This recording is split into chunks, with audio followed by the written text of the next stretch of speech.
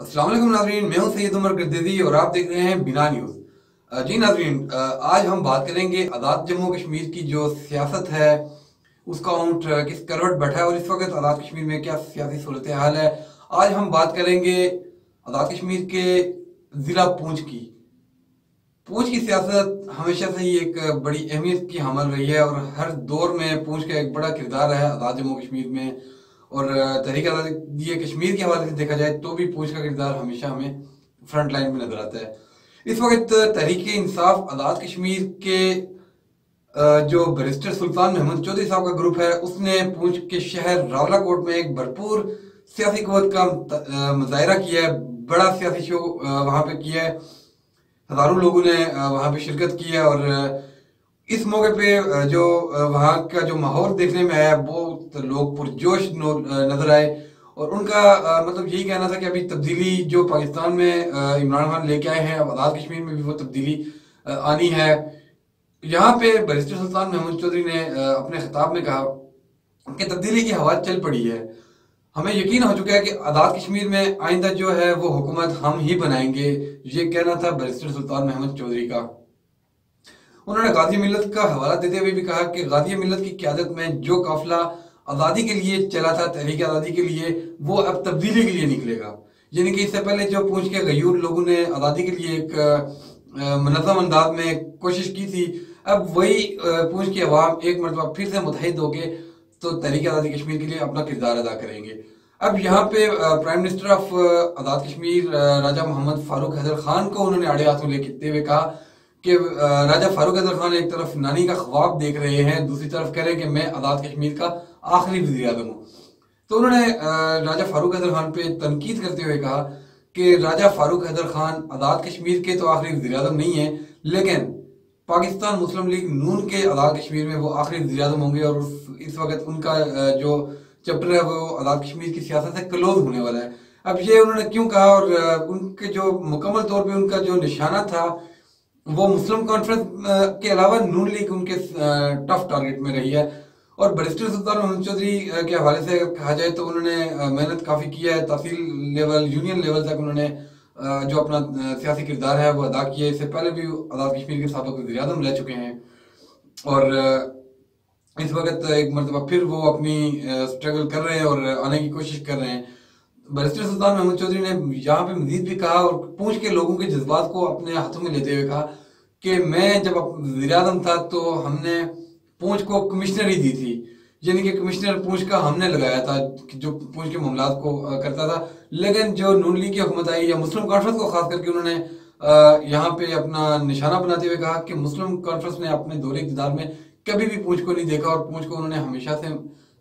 मायूस किया, महरूम किया। अब फारूक हैदर खान साहब को भी एक तरफ वो अपने जो निशाना है वो पे ला रहे हैं, अपने निशानों पे। वहां पे मुस्लिम कॉन्फ्रेंस जो कि आज़ाद कश्मीर की सबसे बड़ी जमात है, सवाद आजम जमात का दर्जा उसे हासिल है और आज़ाद कश्मीर की सबसे पुरानी जमात है। बहुत सारे लोग हैं इस वक्त भी मुस्लिम कॉन्फ्रेंस को बड़े अकीदत की नज़र से देखते हैं। मुजाहिद अव्वल सरदार अब्दुल कयूम खान साहब का एक जो तहरीक आज़ादी कश्मीर के लिए किरदार है, बेस कैम्प के लिए उनका जो किरदार है, और फिर मसला कश्मीर का जो आलमी जो उन्होंने मौक़िफ़ एक टफ टाइम देके हर जगह पे निभाया। खास करके जब जी टीवी में रजत शर्मा का वो शो करने के लिए गए थे तो वहाँ पे उनसे जो सवाल किए गए थे बड़े टफ किस्म के सवाल थे। आपको अंदाजा हो रहा होगा कि रजत शर्मा जी टीवी में किस तरह के सवाल एक आज़ाद कश्मीर के लीडर से कर सकता है। और सरदार कयूम खान साहब ने अल्लाह उनकी मफरत फरमाए, उनके आखिरी जहान को आसान बनाए, बड़े ही मजबूत मौक़िफ़ के साथ उन्होंने तहरीक आज़ादी कश्मीर का ये मुकदमा रजत शर्मा की अदालत में लड़ा था और सुर्खरू हो गया थे। बहरहाल यहाँ पे अब बैरिस्टर सुल्तान महमूद चौधरी साहब ने जो एक और बात की है जिसपे आज हम फोकस करेंगे वो ये था कि उन्होंने कहा कि मसला कश्मीर का हल इमरान खान साहब की क़यादत में उनकी दौरे हुकूमत नहीं होगा, यानी कि कश्मीर जल्द आज़ाद होगा और उसकी क़यादत वज़ीर आज़म पाकिस्तान इमरान खान साहब करेंगे। अब यहाँ पे ये सोचने वाली बात है कि इससे केवल बैरिस्टर सुल्तान महमूद चौधरी साहब लाइन ऑफ कंट्रोल भी तोड़ने की धमकी दे चुके हैं, लेकिन क्या हुआ अचानक बैरिस्टर सुल्तान महमूद साहब ने लाइन ऑफ कंट्रोल नहीं तोड़ा, वहां की तरफ उन्होंने जाना भी गवारा नहीं किया। अब इलेक्शन जब आते हैं तो हमारे सियासतदानों को मसला कश्मीर याद आ जाता है, तहरीक आज़ादी कश्मीर याद आ जाती है। जब इनके पास इक़्तिदार नहीं रहता तो इनको कश्मीर याद आ जाता है, बयानात की हद तक ही सही, लेकिन इनको याद जरूर आता है। ठीक है, ये मानते हैं कि बैरिस्टर सुल्तान महमूद चौधरी ने हर वक्त इंटरनेशनल फोरम पे मसला कश्मीर को उजागर किया, लेकिन आज फिर मेरा यही सवाल है कि इसका फ़ायदा क्या हुआ है। बैरिस्टर सुल्तान महमूद चौधरी साहब से भी मेरा सवाल है और दीगर जितने भी सियासी कायदीन हैं उनसे भी मेरा सवाल है कि आज तक मसला कश्मीर का जो 1% भी आपने कोई हल निकाला हो। 70 सालों से जिदोजहद तो आप कर रहे हैं, स्वार्थी फोरम इस्तेमाल कर रहे हैं, इंटरनेशनल महाज इस्तेमाल कर रहे हैं, तो क्या आज तक आप इंटरनेशनल मीडिया की तवज्जो जम्मू कश्मीर की तरफ लेके जा सकें, मकबूजा कश्मीर के हालात पे आप उनको लेके जा सकें, या आपने जो स्वार्थी किरदार अदा किया है उसमें वहाँ के लोग इंटरेस्ट ले रहे हों, वहाँ की मीडिया इंटरेस्ट खास तौर पे ले रही हो कि मसला कश्मीर के हल की तरफ वो आवाज़ उठाए, वहाँ पे अपने कैमरे लेके जाए, वहाँ के बारे में अपने मुबसरीन भेजे, वो तबसरा करें, कश्मीर के हालात को देख के तबसरा करें, तो फिर तो समझ में आता है कि चलें बैरिस्टर सुल्तान महमूद चौधरी साहब या दीगर जितने भी हमारे सियासी लीडरान हैं आज़ाद कश्मीर के, तो जब इलेक्शन आता है अपनी कुर्सी हासिल करने के लिए अवाम के जज्बात, उनको पता है कि कश्मीरी अवाम सिर्फ और सिर्फ मसला कश्मीर के नाम पे हमारे फेवर में आएगी। और एक तरफ इमरान खान साहब की दौरे हुकूमत में 35A का खात्मा हुआ, 370 का खात्मा हुआ और अभी तक वो बहाल नहीं किया। मोदी ने जम्मू अलग कर दिया, लद्दाख अलग कर दिया। इमरान खान साहब ने मादी में एक बयान दिया था कि मसला कश्मीर को मैं 3 मुख्तलिफ हल में समझता हूँ कि उसका हल हो सकता है। एक हिस्सा आज़ाद कश्मीर को जो है वो श्रीनगर के साथ, वैली के साथ मिला के इसको एक बना दिया जाए, जम्मू और लद्दाख जो है हिंदुस्तान को दे दिया जाए, और गलगित जो बल्तिस्तान है वो पाकिस्तान के साथ मिला के तो इस इशू को ही खत्म कर दिया जाए। यानी कि 3 नकाती जो फार्मूला तकसीम कश्मीर का इमरान खान साहब पहले ही पेश कर चुके हैं। बहरहाल जब इमरान खान साहब हुकूमत में आए, भारत ने 5 अगस्त की जाहिरियत की, तो इस वक्त इमरान खान साहब ने बड़े अच्छे अंदाज में कश्मीर का मसला इंटरनेशनल फोरम में पेश तो जरूर किया, लेकिन उसके बाद हिंदुस्तान की तरफ पे गलगित बल्तिस्तान का भी जो आईनी सूबा, अबूरी सूबा है, उसकी भी बातचीत चल रही है, जिसमें बहुत सारे कश्मीरियों में तशवीश पाई जा रही है। अब दूसरी तरफ देखा जाए तो बैरिस्टर सुल्तान महमूद चौधरी तो आगे तहरीक इंसाफ के एक ग्रुप के, दूसरी तरफ सरदार तनवीर इलियास खान साहब का पलड़ा भी इस वक्त आज़ाद कश्मीर की सियासत में भारी नजर आ रहा है, जो कि पहली मरतबा एंट्री ले रहे हैं आज़ाद कश्मीर की सियासत में। और इससे पहले वो पंजाब की जो निगरान हुकूमत थी उसमें उनके पास 6 से 7 वजारतें थी, उन्होंने बड़े हिकमत अमली के साथ उस पर काम किया था और बड़ी कामयाबी के साथ वो मरहला उन्होंने अबूर किया। उसके अलावा सरमायाकारी के हवाले से तनवीर इलियास खान साहब हैं जो वो बहुत ही संजीदा दिखाई दे रहे हैं। वो आज़ाद कश्मीर में सरमायाकारी चाहते हैं, वो चाहते हैं कि आज़ाद कश्मीर भी तमीर तरक्की की जो मकाम है उस पर खड़ा हो जाए, तमीर तरक्की यहाँ पे हो, अपना बिजनेस खोले, लोगों को जो लोग हैं उनको रोजगार मिले। अब देखना यह है कि यहाँ पे सरदार तनवीर इलियास खान साहब हैं, दूसरी तरफ चौधरी सुल्तान महमूद चौधरी साहब हैं, बैरिस्टर साहब। अब इनमें से कौन आगे आता है? क्या तहरीक इंसाफ आज़ाद कश्मीर में ही ग्रुपिंग हो रही है? ये सवाल मैंने एक मरतबा उठाया था बैरिस्टर सुल्तान महमूद चौधरी साहब से, माजरत के साथ मैं इस बात को रिपीट तो नहीं करना चाहता था, लेकिन यहाँ पे वही सवाल आज वही सूरत हाल पैदा हुई है कि आज़ाद कश्मीर में तहरीक इंसाफ ग्रुप बंदी का शिकार है, इंतशार और इख्तलाफात का शिकार है। और आज नजर आ रहा है कि सरदार तनवीर इलियास खान साहब अपना प्रोग्राम कर रहे हैं, बैरिस्टर सुल्तान साहब अपना प्रोग्राम कर रहे हैं, और अवाम है कि कभी एक के साथ दौड़ रही है, कभी दूसरे के साथ दौड़ रही है, इंजॉयमेंट कर रहे हैं। अवाम भी देख रही है कि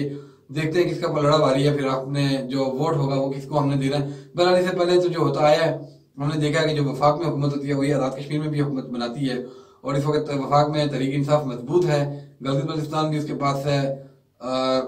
पंजाब भी उसके पास है, KPK भी उसके पास है, और यकीनन अब आगे लग रहा है कि आज़ाद कश्मीर में भी तहरीक इंसाफ ही हुकूमत बनाने जा रही है। दूसरी तरफ आप सरदार अतीक अहमद खान साहब की बात करें, मुस्लिम कॉन्फ्रेंस को, क्योंकि बैरिस्टर साहब ने मुस्लिम कॉन्फ्रेंस को भी बड़े सख्त तनकीद का निशाना बनाया, तो सरदार साहब ने जो अतीक अहमद खान साहब है उनका ये कहना था कि इंतखाबात आम नजरियात की बुनियाद पर लड़ेंगे। मुस्लिम कॉन्फ्रेंस स्वाद आज़म जमात है, हर दौर में मुस्लिम कॉन्फ्रेंस ने तहरीक आज़ादी कश्मीर के लिए बेहतरीन किरदार अदा किया और बेस कैंप से एक मजबूत और तवाना आवाज़ उठाई है। और इस वक्त कश्मीरियों की जो हकीकी जमात है जो कि कश्मीरियों के लिए सोच सकती है वो मुस्लिम कॉन्फ्रेंस है। उन्होंने इल्ज़ाम आयद करते हुए कहा कि गैर रियासती जमातों ने मफादात को ही नहीं बल्कि तहरीक आज़ादी कश्मीर को भी बेहद नुकसान पहुँचाया है। और सरदार अतीक अहमद साहब ने यह भी कहा है कि जमात से जो लोग बेवफाई करके भागे थे वो अब आहिस्ता आहिस्ता वापस आ रहे हैं। अब यहाँ पे सूरत बड़ी दिलचस्प हो चुकी है। एक तरफ तहरीक इंसाफ के अंदर 2 ग्रुप हैं, दूसरी तरफ उनके सामने मुस्लिम कॉन्फ्रेंस एक मजबूत पोजीशन में सामने आ रही है। नून लीग जो है वो भी इस वक्त मुकम्मल फॉर्म में नजर आ रही है, जबकि पाकिस्तान पीपल्स पार्टी जो कि पीडीएम का यहाँ से इत्तेहाद टूटने के बाद आज़ाद कश्मीर में उसने अपनी मनसूबाबंदी बेहतर तरीके से की है, अपनी बेहतरीन हिकमत अमली के साथ वो भी अपना कार्ड खेलने के लिए बिल्कुल तैयार खड़ी है और उन्होंने भी नून लीग को ही आड़े हाथों लिया। अब एक तरफ पीडीएम में जो दरार पड़ी है उस वक्त तक तो ये साथ थे, लेकिन आज़ाद कश्मीर में पीडीएम के टूटते ही पीपल्स पार्टी ने भी अपनी जो तनकीद के नशिस्तें हैं वो नशिस्तें वो बरसाने शुरू कर दी हैं नून लीग पे। अब यहाँ पे मुकाबला बड़ा टफ नजर आ रहा है। बहरहाल ये आने वाला वक्त मजीद सूरत हाल वादे करेगा और हम आपको फिर बताएंगे कि इस वक्त आज़ाद कश्मीर में क्या सूरत हाल हो चुकी है, अभी मजीद क्या, और टिकट अभी क्योंकि बहुत सारी जमातों को नहीं मिले तो उनको भी टिकट दिए जाएंगे। आखिर में मैं यहाँ पे एक बात करूंगा, आज़ाद कश्मीर के जो एक बहुत ही मुतहरक सियासतदान हैं जमात इस्लामी आज़ाद कश्मीर के साबिक अमीर जमात इस्लामी अब्दुल रशीद तराबी, जो कि राब्ता आलमी इस्लामी के मेंबर भी रह चुके हैं और इस वक्त वो चेयरमैन पब्लिक अकाउंट्स कमेटी भी हैं और हर इंटरनेशनल फोरम पे उनकी एक मजबूत तवाना आवाज़ जाती रही है। जब भी उन्होंने इंतखाबात में हिस्सा लिया उन्हें अच्छी एक पजीराई मिली है। कामयाब तो वो कम हुए, एक मरतबा कामयाब हुए, एक मरतबा सीट एडजस्टमेंट के जरिए आए थे, लेकिन इस मरतबा रशीद तराबी साहब ने तराजों के निशान पे इलेक्शन लड़ने का ऐलान कर दिया है और कभी उम्मीद है कि अब्दुल रशीद तराबी साहब भी एक मजबूत उम्मीदवार के तौर पे आज़ाद कश्मीर की सियासत में आ रहे हैं और यकीनन उनके जो दीगर उम्मीदवार होंगे वो भी जो बाकी जमातें हैं, नून लीग हो गई, तहरीक इंसाफ हो गई या पीपल्स पार्टी हो गई, उनको बड़ा टफ टाइम देंगे, मुस्लिम कॉन्फ्रेंस को भी टफ टाइम देंगे। अब आने वाला वक्त ये बताएगा कि क्या सियासी इत्तेहाद होता है इन जमातों में, कौन कौन सी जमातें आपस में इत्तेहाद करती हैं और कौन सी सीट एडजस्टमेंट के बगैर इंतखाबात के जो अमल है उसमें उतरती हैं। मजीद अपडेट्स के लिए हमारे साथ रहिएगा, हमारा चैनल सब्सक्राइब करना मत भूलिएगा और कमेंट सेक्शन में हमें ज़रूर बताइएगा कि आपको आज का हमारा प्रोग्राम कैसा लगा, और अगर तो आपको हमारा प्रोग्राम अच्छा लगा है तो लाइक और कमेंट्स ज़रूर कीजिएगा और ये प्रोग्राम दूसरों के साथ भी शेयर कीजिए ताकि हम कश्मीर की जो ताज़ा तरीन सूरत हाल लेके आ रहे हैं वो आप तक लम्हा बलम्हा पहुँचता रहे। अब तक के लिए अपने मेज़बान को बना न्यूज़ के स्टूडियो से इजाज़त दीजिए। अल्लाह हम